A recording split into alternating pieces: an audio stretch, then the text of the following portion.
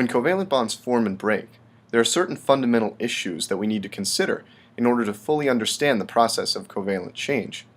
In this webcast, we'll explore the fundamental questions associated with all organic reactions in the hope that you'll be able to apply these general problems to your specific MOMADAC topic. Most fundamentally, we understand a mechanism as a series of discrete elementary steps leading from a starting material to a product. In theory, we can imagine an infinite number of steps between two compounds. However, in practice, chemists carry out experiments to narrow mechanistic possibilities to a short list. Very often, a single sequence of steps is far and away most consistent with available experimental data. Mechanistic chemists are driven by a fundamental problem.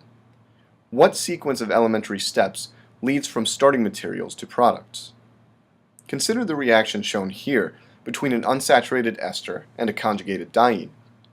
Basic principles of electron flow allow us to whittle down the number of possible mechanisms to the two you see here, one involving stepwise electron flow and polar charged intermediates, and one involving concerted electron flow to establish both new bonds simultaneously.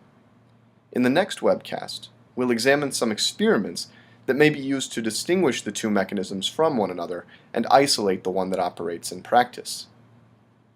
A problem related to the sequence of steps issue concerns the structure of intermediates, compounds that exist transiently during a mechanism. In enzyme-catalyzed reactions, amino acid side chains form intermediates with the organic substrate, and determining the identity of these amino acids is an interesting problem. For instance, it may seem necessary for a basic amino acid to deprotonate the substrate in the midst of a mechanism, but the basic side chain could belong to lysine, aspartate, or another amino acid entirely.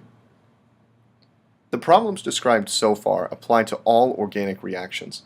There are other problems that apply to most reactions, but depend on the nature of the reaction and the relative electronic and spatial properties of the starting materials and products. Let's begin with the issue of site selectivity.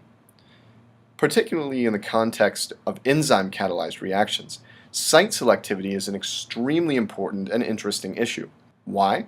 Well, many enzymes operate on organic substrates containing multiple copies of the same functional group, or multiple atoms of the same type. Nonetheless, enzymes catalyze reactions only at a single position or functional group within the substrate.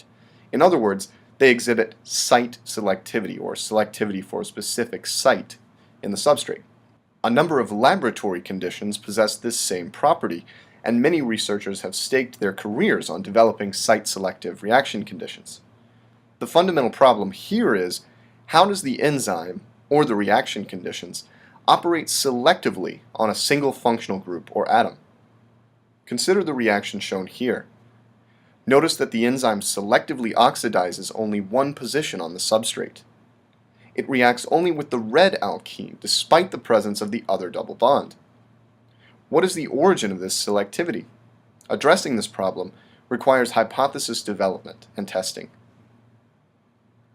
The issue of stereoselectivity is a special case of site selectivity. Many reactions establish one or more stereocenters in the products as they proceed.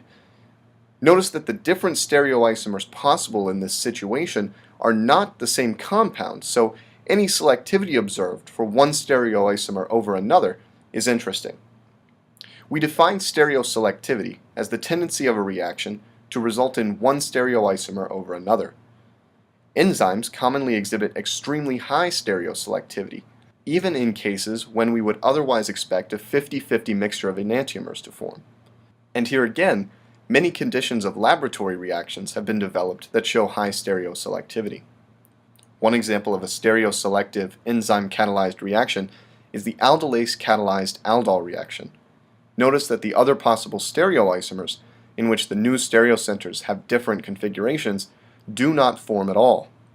Our key question here is, how does the enzyme, or reaction conditions, selectively generate one stereoisomer over any other possibilities?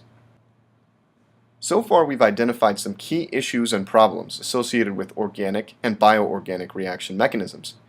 In the next webcast, we'll examine a few examples of experiments that provide solutions to these problems. Our goal will be to understand how experiments are designed and executed to test hypotheses addressing the issues we've discussed so far.